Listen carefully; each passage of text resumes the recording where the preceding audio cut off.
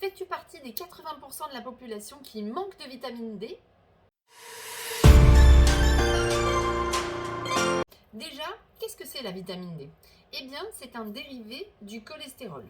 Notre vitamine D est fabriquée à 20% de manière endogène, c'est-à-dire parce que l'on mange. Ce qui contient de la vitamine D, ça va être les poissons gras, type la morue, la fameuse huile de foie de morue qu'on donnait avant aux enfants. C'était une bonne idée pour la vitamine D.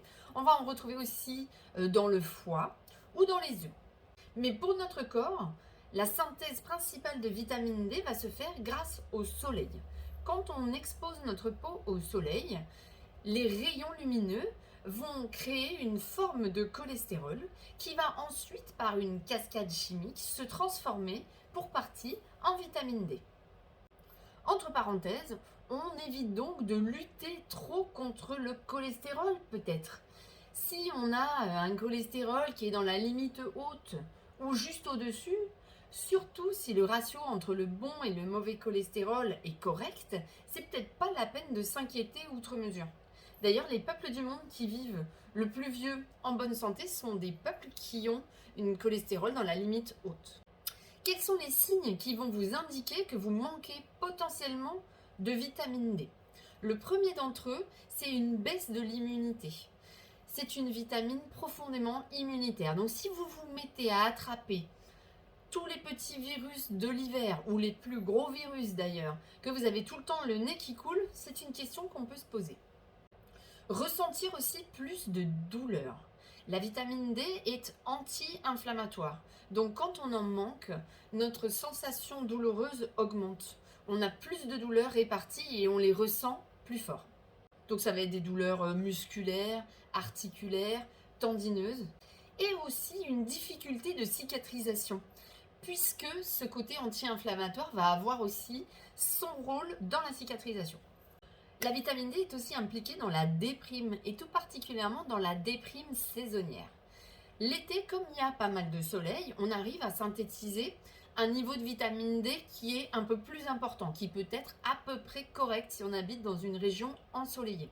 Et dès qu'arrive l'automne, que les jours baissent, que la luminosité baisse, on ressent une petite déprime qui s'installe. Elle a un nom d'ailleurs, c'est la déprime saisonnière. Elle est liée à la baisse de vitamine D. Elle est liée aussi au fait que cette vitamine est un cofacteur de nos neurotransmetteurs. Les neurotransmetteurs, ce sont nos petits messagers chimiques, notamment la dopamine ou la sérotonine, qui sont un peu les messagers chimiques du bonheur, de la sérénité pour simplifier. Si vous manquez de vitamine D, vous n'allez pas réussir à les fabriquer correctement. Donc ça rajoute à la sensation de déprime liée à la baisse du soleil. Et cela peut même occasionner des troubles du sommeil. Une fatigue aussi, une fatigue un peu inexpliquée malgré le fait que vous dormez pas trop mal, peut être le fait d'un manque de vitamine D, car elle sert à la fabrication d'ATP dans nos cellules. C'est la forme d'énergie de nos cellules. Si elle n'est pas assez produite, il va y avoir un ralentissement cellulaire et donc une sensation de fatigue vraiment importante, puisque c'est une fatigue profonde. Si vous êtes insulino-résistant ou si vous commencez à être insulino-résistant, alors souvent ça a aussi rapport avec notre mode de vie, notre assiette par exemple. D'ailleurs, j'ai fait une vidéo sur le sujet il n'y a pas longtemps, je vous mets le lien ici et vous aurez toutes les informations sur l'insulino-résistance. La vitamine D dans ce cas-là sert à faire fonctionner l'insuline efficacement, à faire rentrer finalement les glucides dans la cellule. Donc quand on en manque, les glucides ingérés ne vont plus servir à faire de l'énergie et ils vont être stockés sous forme de masse grasse. Donc on va se mettre à stocker du gras, particulièrement sur l'abdomen. C'est aussi du gras profond, du gras viscéral.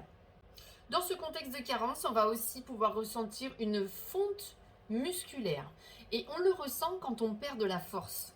Bien sûr, la force, ça s'entretient aussi avec du sport, avec une activité quelconque. Mais si dans ces activités qu'on avait l'habitude de pratiquer, on sent qu'on a de plus en plus de mal à le faire, par exemple ouvrir un bocal, c'est que potentiellement on est en carence de vitamine D. Dans les signes faciles à repérer, il y a aussi l'état des fanères. Les fanères, ce sont les cheveux, la peau, les ongles. Cette vitamine, quand elle est déficitaire, va entraîner la chute des cheveux ou une mauvaise pousse des cheveux. Je vous ai fait aussi un contenu là-dessus, ici.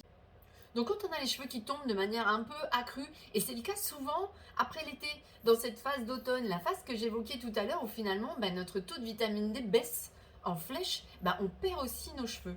Et si vous avez aussi la peau sèche, malgré les crèmes que vous mettez dessus.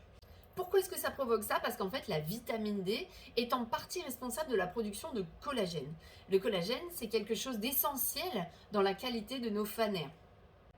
Une des fonctions les plus mises en avant de la vitamine D, c'est la santé osseuse. Effectivement, lorsqu'on en manque, notre corps n'a plus la faculté de fixer le calcium sur les os. Donc on se déminéralise. C'est généralement pas quelque chose dont on se rend compte lorsqu'on est jeune, mais c'est quelque chose sur lequel on va mettre la main quand on dépasse la soixantaine.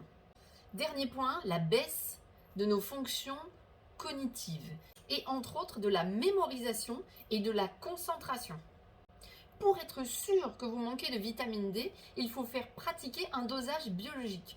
Certains médecins sont OK pour vous prescrire la vitamine D, d'autres non. Si le vôtre n'est pas d'accord, ce n'est pas grave, vous pouvez vous présenter spontanément dans un laboratoire et demander à faire doser la vitamine D.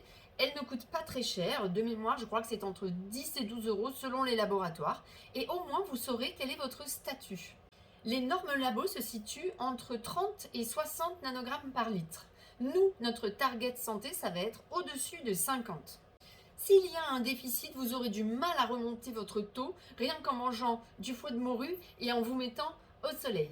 Je vous conseille de vous complémenter. Vous avez deux options. Soit vous allez sur des gouttes qu'on prend tous les jours. Ça dépend de la concentration de ce que vous allez trouver, mais vous allez devoir prendre entre 5 et 10 gouttes par jour. Soit vous passez par votre médecin qui va vous prescrire des ampoules de vitamine D. Alors c'est des doses de cheval, généralement. Elles ne sont pas extrêmement physiologiques puisque ça force votre corps à en intégrer beaucoup d'un coup, mais elles ont quand même l'intérêt de remonter beaucoup plus vite votre statut en vitamine D. On peut peut-être faire les deux du coup. Commencer par les ampoules histoire de mettre une grosse dose au départ et après partir sur quelque chose de plus physiologique, quelque chose qui est de l'ordre de l'entretien. Il n'y a aucun risque à se supplémenter en vitamine D, même si vous n'avez pas fait de dosage avant. Les surdoses de vitamine D sont extrêmement rares.